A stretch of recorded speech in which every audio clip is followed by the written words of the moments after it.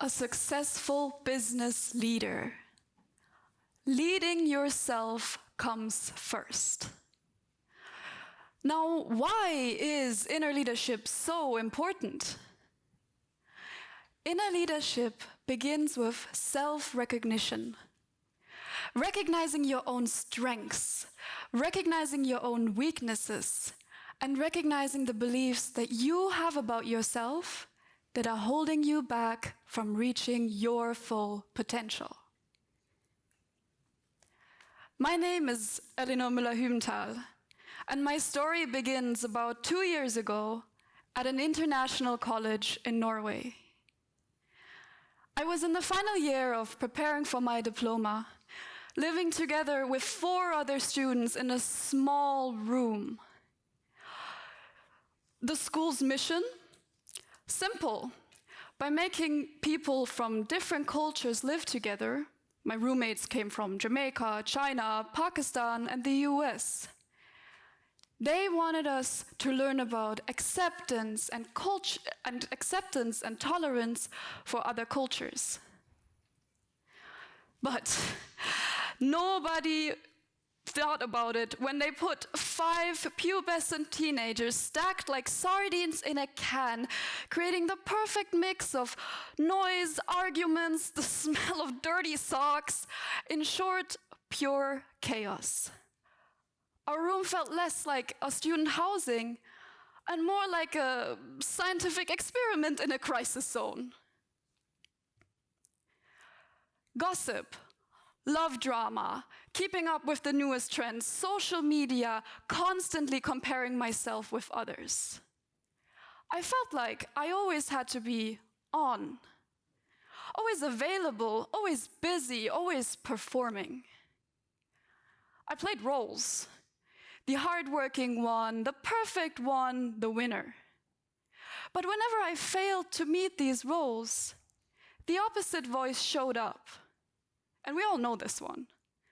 Loser, not good enough, disappointment.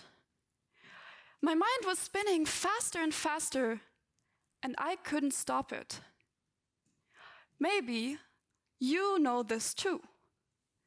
When the outside world becomes louder than your own inner voice. From the outside, my life seemed fine. I was preparing for graduation, I had good grades, I had goals. But inside, there was only noise. I woke up in the morning, and my very first thought was, I can't do this, this is too much. And I asked myself, I'm only 18 now. If my life is already a nightmare, what will it look like when I'm 30? So after my final exam was over, I made myself a promise. I will escape the noise, and I will find my inner voice. So I packed my bags, hopped on a plane, and flew to Japan. My goal? 1 year in a Zen monastery. There, my day started at 3 a.m. in the morning. 9 hours of meditation, 3 meals in silence. The rest of the time, physical work. Monastic life in Japan was tough, but it taught me something I had never experienced before. True silence. There's a Zen saying, and it goes as following.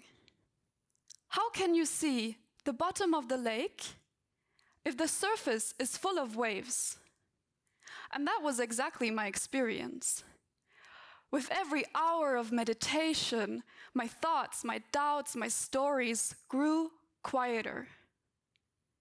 Until the lake within me finally calmed down. I learned 3 things. Firstly, silence creates clarity.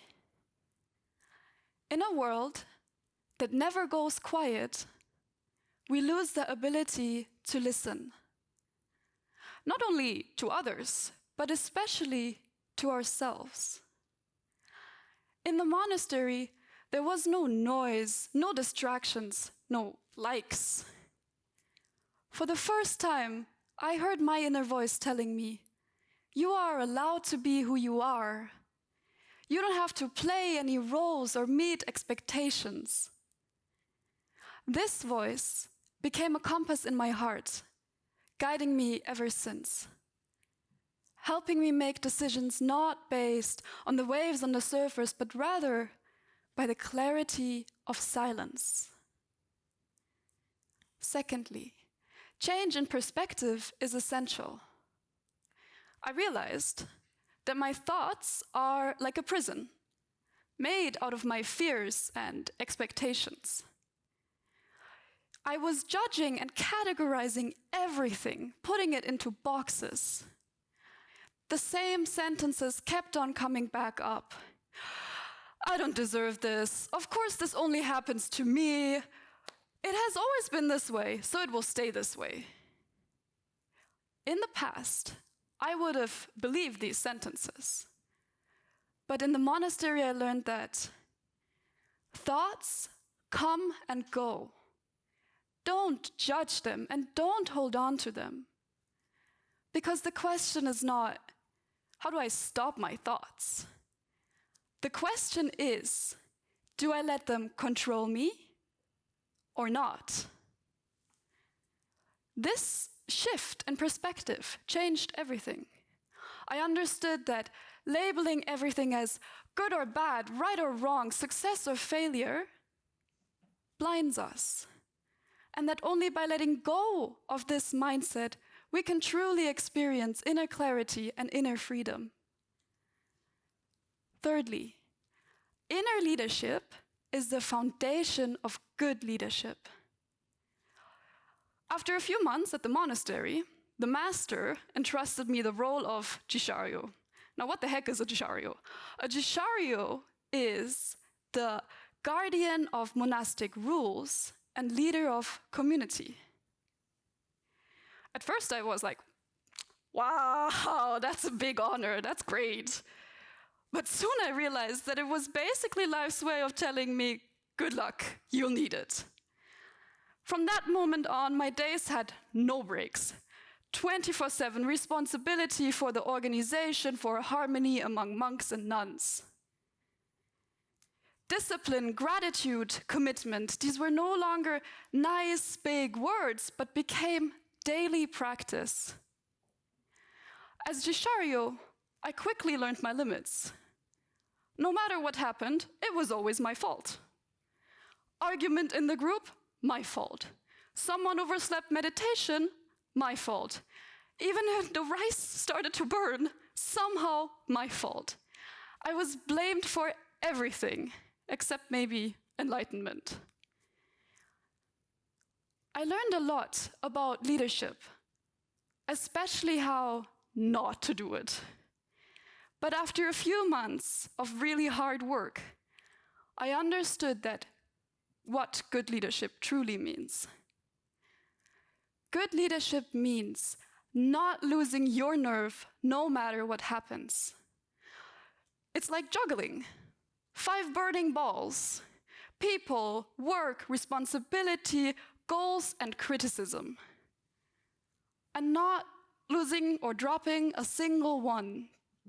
Because if you do, you guessed it, it's your fault.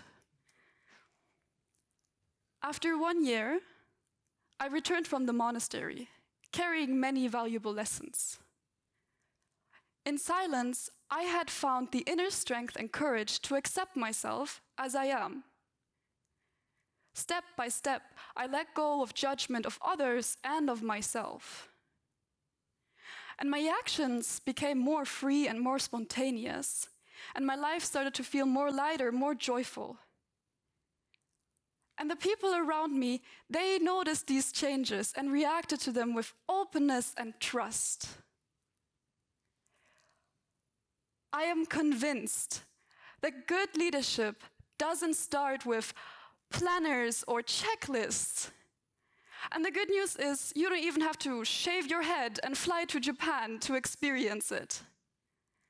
It begins within you, in the middle of everyday life, with the willingness to let go of your concepts, take responsibility of your life, accept and treat others and yourself with kindness, and above all, to face your inner chaos and transform it into clarity. So let me leave you with one question. If you cannot lead yourself through your own chaos, why should anyone trust you to lead them through theirs? Thank you very much.